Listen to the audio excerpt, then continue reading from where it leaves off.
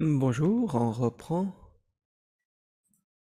La journée a été vraiment excellente, pleine d'informations. Moi, j'ai beaucoup appris. Et pour nos participants, la journée a été longue, mais bonne. J'espère que vous êtes d'accord. Il y a eu beaucoup d'informations à digérer.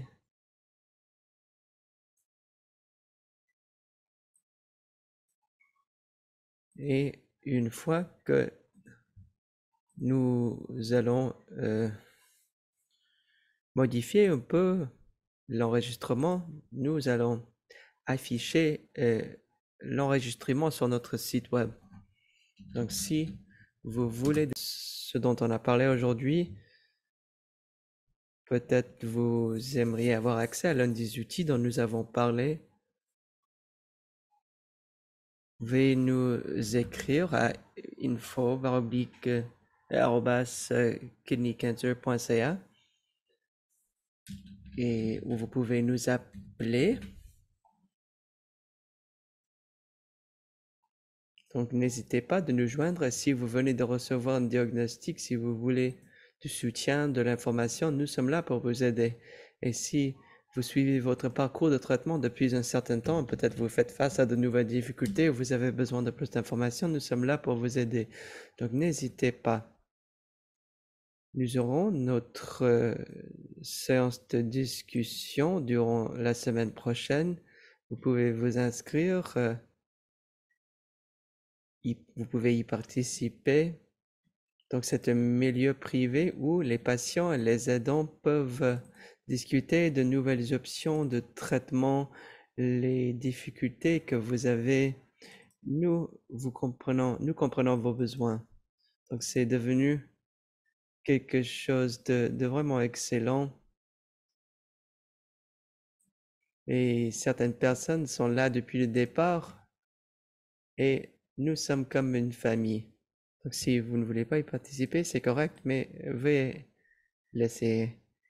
Donc, j'aimerais maintenant vous présenter Andrew Willer, le président du conseil. Andrew a fait une excellente présentation à la coalition du cancer du rein qui a eu son forum il n'y a pas trop longtemps en Argentine. Et je suis certaine que vous allez l'aimer. Je l'ai trouvée excellente et donc Andrew, à vous la parole. Merci Christine. Est-ce que vous voulez la présentation? Vous voyez la présentation? Oui. Très bien.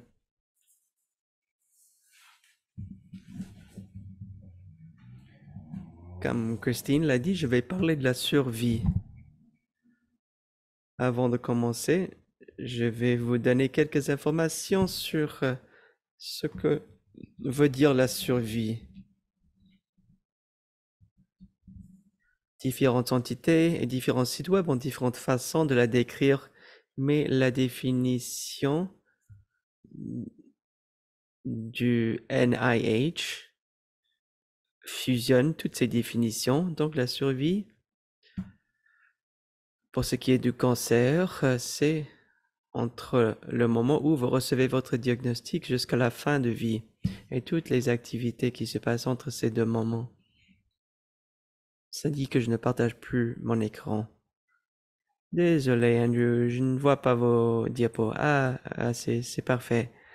J'ai rien fait, je ne sais pas pourquoi je ne les vois pas. Merci, pas de problème. J'espère que je vais pouvoir changer de diapo. Donc la survie, c'est le bien-être, la santé de la personne entre le diagnostic et la fin de vie. Cela comprend les effets physiques, mentaux, émotionnels, sociaux et financiers du cancer. Nous avons parlé des options de traitement, des choses post-traitement, différents types de thérapies, mais la survie, c'est sa vie après son diagnostic. Donc on parle du côté mental, physique, émotionnel. Et donc c'est aussi une question des soins de suivi. Donc on a entendu parler d'effets secondaires du traitement. Mais parfois, il y a certains effets secondaires qui se présentent 5 ans plus tard. Peut-être un deuxième cancer, une récidive du cancer actuel. Donc, il y a cette question de la qualité de la vie après, de la qualité de vie après le diagnostic. Mais la survie tient compte aussi des relations avec ses proches, ses amis, sa famille, ses aidants. Toutes ces personnes font partie de votre parcours post-diagnostic. Est-ce que vous voyez la prochaine diapo? Oui, facteur important de soins. Donc, pour ce qui est de la survie, parfois on parle des facteurs de soins clés. Pour moi, une définition très utile de l'Institut de la médecine porte sur l'idée de faire les choses qui sont axées sur le patient. Donc, on parle de l'idée d'accorder la priorité au patient. C'est la nouvelle façon dont les professionnels de santé intègrent le parcours du patient dans son plan de traitement. Donc, lorsqu'on parle de personnes qui nous aident à prendre des décisions, lorsque l'on parle d'options d'intervention chirurgicale, différents médicaments, différentes options. Donc, c'est vraiment axé sur le patient. C'est faire impliquer le patient tout au long du processus. Et c'est un facteur très important pour des soins de qualité. Le patient y participe, donc la qualité sera améliorée car le patient fait partie de la prise de décision et contribue à l'orientation des soins, la façon de les prodiguer, l'endroit de les prodiguer. Donc, comme patient, vous devez inclure vos préférences. Vous devez avoir toutes les informations dont vous avez besoin. Donc, vous avez besoin d'informations non seulement de votre médecin, mais d'autres sources, tout comme vous êtes là aujourd'hui avec Cancer du Rein Canada. Et puis, vous devez coordonner vos soins. Alors, suite à la recherche qui a été faite par le ICC ou le Cancer du Rein Canada ou d'autres organismes, près de 50% de la population des patients et des aidants disent qu'ils ont pleinement compris les options de traitement ou les recommandations. Alors, c'est très important que vous soyez impliqué dans un plan de survivance ou de survivorship en anglais, la survivance. Alors, un des facteurs pour la survivance, bien entendu, le gros facteur, c'est le stade de votre cancer. Est-il local ou métastase, avec des métastases? Aurez-vous besoin de la chirurgie? Êtes-vous à risque élevé ou faible risque? Allez-vous avoir un traitement systémique qui va durer des mois ou des années? Aussi, qui est impliqué dans votre plan de soins? Bon, j'ai mentionné la famille, les aidants. Ça va être une grande partie de comment vous allez passer au travers de ce cheminement et comment vous allez être impliqué dans votre traitement, parce que votre famille, les aidants vont peut-être devoir vous amener à l'hôpital pour aller au rendez-vous, vont peut-être devoir faire le suivi parce que vous allez peut-être manquer certains des messages clés. Alors, c'est tous ces aspects-là. Aussi, votre équipe médicale, manifestement, une composante clé de votre plan de survivance inclut votre oncologue, votre urologue, l'omnipraticien, l'infirmière, bon, les infirmières pivots, le pharmaciste, il y en a plusieurs autres, comme les diététiciennes, et ainsi de suite. Trop de personnes trop long pour tous les mentionner. Et aussi les facteurs financiers, on va en parler plus tard. Comment est-ce que ce diagnostic de cancer va avoir un impact sur vous? Peut-être que vous ne pourrez pas aller travailler ou peut-être que il y aura d'autres effets sur vos aspects financiers aussi, votre âge, une influence sur votre survivance, votre attitude, votre santé mentale aussi. Et si les gens ont écouté les nouvelles durant les dernières années, la santé mentale est souvent dans les manchettes et la plupart des gouvernements et des organismes de prestation de soins de santé euh, mettent un nouvel accent sur la santé mentale. Aussi, votre condition physique. Bon, si vous avez de l'hypertension ou d'autres comorbidités qui vont avoir un impact sur votre traitement. Et aussi, comme je l'ai dit, la participation du patient dans le plan de traitement. Bon, centrer sur le patient, qu'est-ce que ça veut dire? Bon, comment votre équipe de soins de santé vous incorpore dans la prise de décision? C'est important aussi. Et malheureusement, un autre aspect de votre survivance, c'est là où vous êtes situé géographiquement. Êtes-vous dans une région urbaine ou rurale? Et manifestement, si vous êtes dans un environnement plus rural et que vous avez moins d'accès au centre primaire ou vous avez de la difficulté à voyager, vos options de traitement vont être différentes que si vous êtes dans une région plus urbanisée ou si vous avez plus d'accès, à un centre d'excellence. Bon, avec tous ces facteurs, vous pouvez développer votre plan de survivance ou survivorship. On a parlé de communication et de comprendre le diagnostic. Où peut-on obtenir cette information? Bon, dans certaines des études, ils disent qu'environ 67%, 2 tiers, de l'information vient de votre oncologue ou de votre urologue. Toutefois, les mêmes études montrent qu'il y a entre 5 et 12 minutes typiquement avec votre professionnel de la santé. Alors, il faut vraiment maximiser ce temps. Bon, il doit vous donner le diagnostic, les recommandations, et il y a peu de temps pour aller chercher plus d'informations. Heureusement, certains de ces professionnels ont des infirmières qui peuvent passer une demi-heure ou en tout cas plus de temps avec vous après ce rendez-vous avec le médecin, un neurologue ou l'oncologue. Une fois de plus, c'est limité, ce que vous pouvez obtenir en un seul rendez-vous avec le médecin. Heureusement, près de la moitié de la population des patients qui ont répondu à notre sondage ont dit que notre propre site web, le Cancer du Rein Canada, comme Christine a mentionné, tout ce forum et d'autres sources d'informations offertes par le Cancer du Rein. On n'est pas le seul groupe de soutien, mais on est le primaire au Canada et j'espère que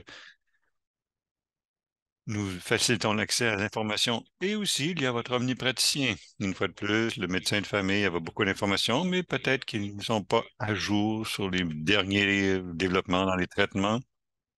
Bon, aujourd'hui, on a parlé de la radiothérapie stéréotactique, par exemple SBRT, et ce n'est pas tout le monde qui est au courant aussi des nouveaux médicaments qui sont développés. Alors, votre médecin de famille, dépendamment des cas, bon, ce n'est pas tous les médecins de famille qui voient des gens qui ont le cancer du rein. Alors, si votre médecin de famille voit un ou deux de ce genre de patients par année, probablement qu'ils n'auront pas l'information la plus à jour. Alors, c'est une excellente occasion pour que les groupes de soutien des patients, comme nous-mêmes et Cancer du rein Canada, on essaie de diffuser l'information sur les aspects psychosociaux et de fournir ce soutien supplémentaire aux patients et aux prestataires de soins. Nous développons divers outils et matériaux que nous pourrons donner à votre médecin de famille et d'autres endroits. Aussi, on a fait des sondages pour savoir qu'est-ce que les patients sont prêts à faire pour atteindre les buts du traitement. Bon, par exemple, les visites régulières pour le centre du cancer. Bon, si vous êtes dans une région plus rurale, peut-être que vous devrez vous déplacer pour aller à un centre régional. Il faut... Bon, nous, on fait la promotion des essais cliniques. Alors, c'est bien de participer à un essai clinique parce que vous pouvez faire participer à la prochaine vague d'options de traitement et aussi la partie du voyagement. Certains patients sont prêts à voyager loin et il y a des gens qui peuvent même aller en Europe ou aux États-Unis pour avoir d'autres options de traitement lorsque ce n'est pas disponible au Canada. L'autre côté, c'est quels sont les obstacles aux soins. Alors, par exemple, les effets indésirables, les effets secondaires. Il y a les retards dans le système. On sait tous ce qui se produit avec la COVID lorsque les hôpitaux ont fermé certains départements de l'hôpital. Bon, maintenant, ils se rattrapent. On espère qu'ils vont être plus rapides à l'avenir, mais il y a un obstacle pour obtenir les traitements dont vous avez besoin parfois. Bon, j'ai parlé aussi des régions plus rurales et certaines options de traitement qui ne sont peut-être pas disponibles à partir de là où vous habitez. Par exemple, la SBRT ou la radiothérapie stéréotactique. Ce n'est pas tous les hôpitaux qui ont cette technologie pour faire les SBRT. Aussi, il y a la chirurgie robotisée et d'autres types de traitements auxquels vous n'avez peut-être pas accès à moins de voyager loin pour aller à un centre plus urbain. Aussi, il y a le fardeau financier, les retards, la perte d'indépendance. Alors, il y a plusieurs facteurs qui deviennent des obstacles au traitement et tout ceci doit être incorporé dans votre plan de survivance pour pouvoir s'ajuster et trouver des façons de contourner ces obstacles. Bon, maintenant, je vais parler plus des préoccupations financières. On a parlé des options de traitement. Il y a des mythes sur jusqu'à quel point ces médicaments sont coûteux. La plupart de ces essais cliniques sont des médicaments combinés qui coûtent encore plus cher parce que non seulement on ne paye pas seulement un médicament, mais plusieurs médicaments. Et bon, on n'est pas ici pour parler pour savoir si les médicaments coûtent le bon prix, là, mais il faut quand même reconnaître qu'il y a un coût associé à ces médicaments. Alors, comment peut-on payer? Est-ce qu'on a une cote-part? Est-ce qu'il y a des avantages sociaux? Y a-t-il des limites? Alors, il y a des déductibles. Parfois, êtes-vous capable de vous payer de ces cotes-parts et de ces déductibles? Est-ce que il y a certaines options de traitement que vous refuseriez à cause des prix? Si on vous offre plusieurs options, peut-être que vous ne pourrez pas prendre une de ces options à cause de restrictions financières. Alors, on reconnaît que certaines personnes ont de la difficulté à se payer des médicaments et en Ontario, on a Trillium et d'autres programmes qui pourraient aider pour cela. D'autres provinces ont des choses similaires, mais ce n'est pas toujours... Bon, les fonds ne sont pas toujours disponibles pour les médicaments.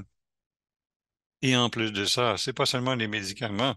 Si vous avez cessé de travailler, bon, êtes-vous encore capable de rejoindre les deux bouts? Alors, il y a toutes sortes d'implications. Bon, comment pouvez-vous payer non seulement les médicaments, mais si vous arrêtez de travailler, il y aura d'autres coûts. Vous avez maintenant, bon, par exemple, si vous avez dans un des centres régionaux, il faut voyager, si vous devez voyager beaucoup et rester là des nuitées. Bon, il y a toutes sortes d'aspects qui ne sont pas nécessairement compensés par l'assurance maladie. Bon, par exemple, si vous restez à Toronto, il faut passer des nuitées à Toronto et payer vos repas. Un autre aspect du plan de survivance, c'est quelles sont vos priorités? Est-ce que vous voulez prolonger votre vie ou avoir une bonne qualité de vie? Ce sont des décisions difficiles, je le sais, et il faut bien y réfléchir avec votre équipe médicale. Et ça va être influencé par votre âge, votre pronostic et les autres facteurs que j'ai mentionnés précédemment. Mais c'est important de définir son plan de survivance. Il y a d'autres aspects. Avec le cancer, on a parlé des aspects physiques, bon, les capacités de faire vos routines quotidiennes, des exercices, des choses comme ça, plus la chirurgie. Et bon, qu'est-ce qui se produit après la chirurgie, alors qu'on récupère? Il y a aussi les facteurs psychosociaux. Il pourrait y avoir des effets existentiels et spirituels. Bon, si vous êtes une personne spirituelle, bon, des questions que vous allez peut-être vous poser après avoir reçu le diagnostic. Bon, j'ai parlé de l'aspect financier, alors il y a une perte de revenus. Il pourrait aussi y avoir des limites sur votre rendement à l'école ou au travail. Peut-être que vous devrez quitter le travail quelque temps, mais peut-être votre productivité aussi va diminuer et votre patron et vos collègues au travail vont peut-être avoir une opinion négative ou positive. Peut-être qu'ils vont vous aider pour votre traitement pour le cancer ou bon, peut-être pas. Il y a aussi des changements de rôle qui doivent être considérés. Peut-être que vous étiez l'aidant principal pour quelqu'un d'autre dans le foyer, dans votre foyer, ou peut-être que vous occupiez des enfants et maintenant que vous êtes un patient de cancer, peut-être que votre partenaire devra faire ses rôles. Et maintenant, la famille va s'occuper de vous. Et ça, bien sûr, c'est tout un changement, autant mentalement que physiquement. Bon, pour parler des aspects de santé mentale, il y a toujours cette crainte de récurrence et de vivre avec l'incertitude. Bon, vous avez eu votre chirurgie, on vous a dit de revenir l'année suivante pour des scans de suivi. Bon, on parle tous de la crainte des scans et la crainte que ça va revenir. Et après ce 5 ans, ils disent, bon, vous êtes guéri. Ça ne veut pas dire que l'incertitude disparaît avec le dernier scan.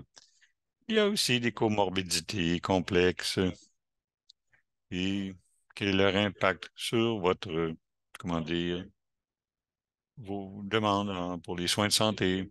peut-être que vous aurez à gérer des effets secondaires, peut-être l'hypertension ou d'autres aspects.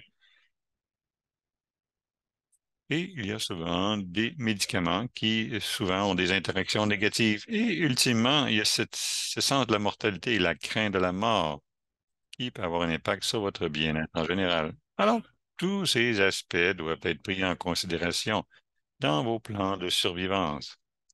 Et certains des aspects clés aussi sont de se prévoir pour des récurrences et le dépistage pour les cancers primaires secondaires. Bon, vous avez première ligne de traitement, mais vous voulez aussi comprendre qu'est-ce qui se produit si jamais il y a une récurrence. Et comme je mentionné, il pourrait y avoir des effets indésirables à long terme qui ne sont peut-être pas apparus tout de suite après votre traitement. Comment est-ce qu'on gère ces effets indésirables? Et il faut, bon, savoir comment contacter vos professionnels des soins de santé pour considérer ces problèmes. Le plan de survivance devrait aussi avoir un aspect pour la promotion de la santé. Bon, gestion du poids corporel, activité physique. Bon, le cancer du rein Canada a publié un livre, un dépliant, pardon, sur quels exercices vous pouvez faire après une chirurgie pour le cancer du rein, parce qu'on ne peut pas faire beaucoup d'exercices, mais il faut quand même demeurer actif physiquement. Alors, qu'est-ce qu'on peut faire ou ne pas faire après une telle opération? Pour votre régime, comment changer vos habitudes? Bon, évidemment, l'alcool et le tabagisme, il faut éliminer cela, mais il y a peut-être des aspects nutritionnels qu'il faut changer. Une fois de plus, le plan de survivance doit aussi regarder le bien-être social. Êtes-vous enclin à la dépression ou est-ce que le pronostic cause l'anxiété? Avez-vous le syndrome du stress post-traumatique? Bon, on a parlé de la crainte de la récurrence. Aussi le retour au travail. Comment allez-vous gérer ce retour au travail? Bon, j'ai mentionné la productivité. Comment est-ce que vos collègues vont interagir avec vous? Y a-t-il des problèmes financiers? Peut-être que vous avez perdu des mois de travail et des mois de revenus. Et ceci va causer un stress financier. Et ensuite, il y a l'image corporelle. Et on a aussi parlé brièvement à propos de la sexualité. Est-ce que le traitement va avoir un impact sur votre interaction avec votre époux, votre épouse? Alors, certains des principes dans votre plan de survivance ou de survivorship, il faut que ce soit stratifié par rapport au risque. Il n'y a pas seulement une option, une voie.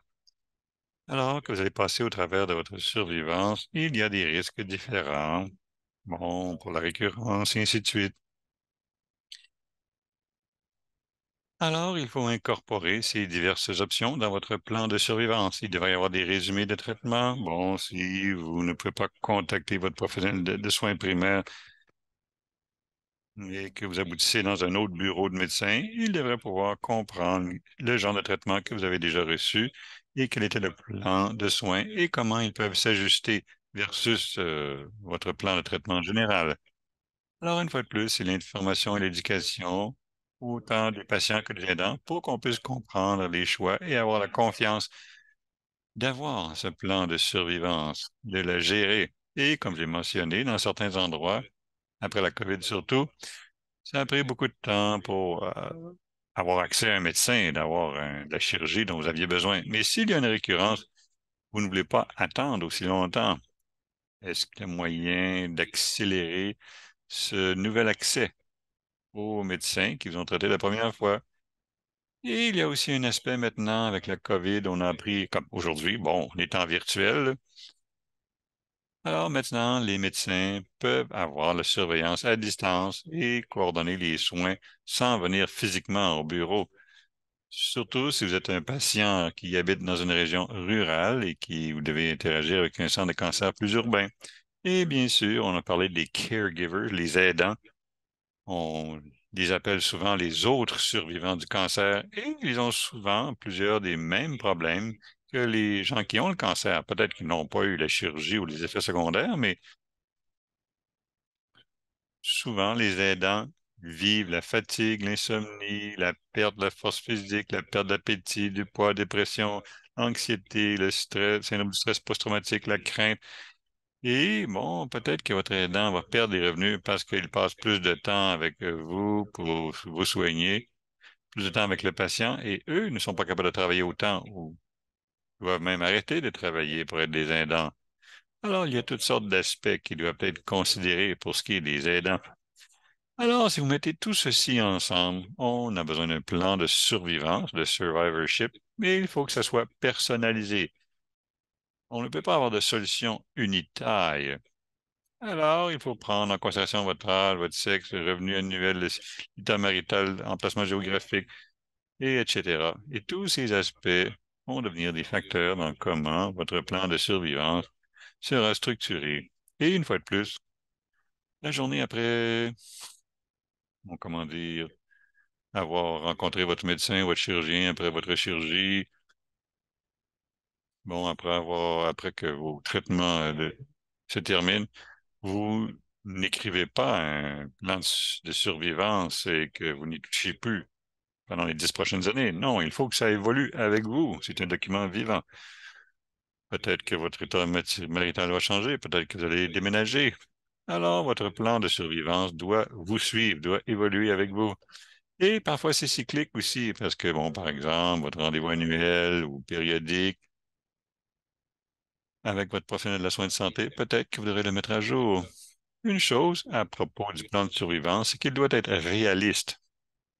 Bon, la personne qui passe dans ce plan-là doit être d'accord avec ce plan et doit être capable d'atteindre les objectifs, que ce soit des buts physiques ou nutritifs ou mentaux. Alors, il faut que cela implique les facteurs émotifs autant que les facteurs cliniques. Et le patient et les aidants doivent activement et continuellement gérer ce plan de survivance. Ce n'est pas quelque chose qu'il faut faire tous les jours, là, mais il faut s'assurer de faire le suivi de ces objectifs. Bon, comme appel à l'action pour le Cancer du rein Canada et d'autres types d'organisations similaires, il faut qu'on fasse du démarchage pour l'inclusion de ce concept de survivance dans les traitements. Il y a certains hôpitaux qui ont une composante de survivance plus claire et formelle, mais au Canada, il y a peu de planification de survivance au Canada. On en parle, bon, certains médecins le font, mais il n'y a pas vraiment formellement d'exigence. Alors, il faut faire du démarchage pour que le plan de survivance fasse partie de tous les services de soins de santé. Et il faut que ça soit plus long que 10 ans. Bon, un plan de survivance, comme on l'a dit, c'est jusqu'à la mort.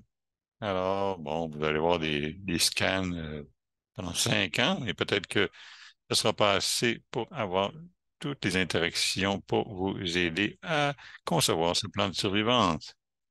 Aussi, il faut qu'on fasse la promotion de la recherche dans la survivance. Il y en a eu, mais pas assez. Il faut éduquer les médecins de famille et les cliniques locales sur les plans de survivance et comment les utiliser lorsqu'ils vous voient pour votre rendez-vous annuel. Et bon, les autres préoccupations médicales qui font que vous allez voir votre médecin. Alors, cela étant dit, il me fera plaisir de répondre aux questions s'il y en a. Eh bien, Andrew, c'était excellent. Merci. Et sais-tu quoi?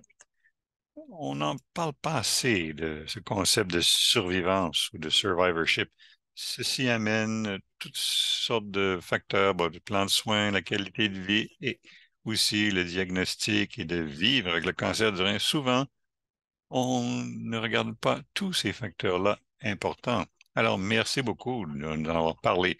Enfin, moi, ça fait plusieurs fois que je l'entends, cette présentation, et j'ai compris plus de choses cette fois-ci. Je comprends quelque chose de plus à chaque fois. Oh oui, nous avons une question. Alors, oui, mais vous avez parlé d'un appel à l'action sur cette question de survivance et de qualité de vie, et peut-être que je vole le clou de votre spectacle, mais je voulais partager avec la communauté des patients, je ne l'ai pas encore dit, Andrew, parce que je viens de le recevoir, là, mais il y a une autre étude qui est proposée et Cancer du rein Canada a été invité à faire partie de cette recherche et c'est exactement à propos de la qualité de vie et de la survivance ou du survivorship et c'est fait par plusieurs des centres de cancer au Canada Et je ne suis pas sûr de tous les détails encore pour cette nouvelle recherche, mais certainement, on va diffuser ces détails pour vous et les autres. Et une fois de plus, il y a peut-être un autre sondage qui va vous être envoyé, mais je ne peux pas répéter suffisamment jusqu'à quel point c'est important. Je sais que c'est plate parfois de remplir ces «Ah non, mon Dieu, pas un autre sondage», mais vraiment, on apprécie cela beaucoup parce que ça nous donne ce genre d'informations dont nous avons besoin pour vous aider à l'avenir. Alors, merci beaucoup, Andrew. Et c'est une excellente nouvelle qu'on se prépare à faire plus de recherches. Et pour ce qui est des sondages, nous, on est un groupe pour la défense des droits des patients et on tente de représenter les patients. C'est pourquoi on a ces questionnaires, ces sondages, pour vraiment voir qu'est-ce que vous pensez, quels sont vos besoins, quelles sont vos attentes. Comme ça, on peut travailler avec les provinces, bon, les autorités sanitaires, la communauté médicale, pour s'assurer qu'on puisse être votre voix. Alors, même si, comme Christine l'a dit, ça peut être parfois plate de remplir tous ces questionnaires, c'est quand même la seule façon qu'on peut savoir ce que vous pensez, ce que vous vivez. Et si on veut vraiment vous défendre, il faut vraiment qu'on connaisse vos besoins, vos pensées et qu'est-ce qui marche, qu'est-ce qui ne marche pas. Et bon, ça fait partie du plan de survivance. Bon, nous, en tant qu'organisation de défense des droits des patients, il faut qu'on puisse collaborer avec vous pour que vous ayez le meilleur traitement possible. Oui, c'est tellement important. On veut faire une différence et on a besoin que vous nous aidiez à faire cette différence.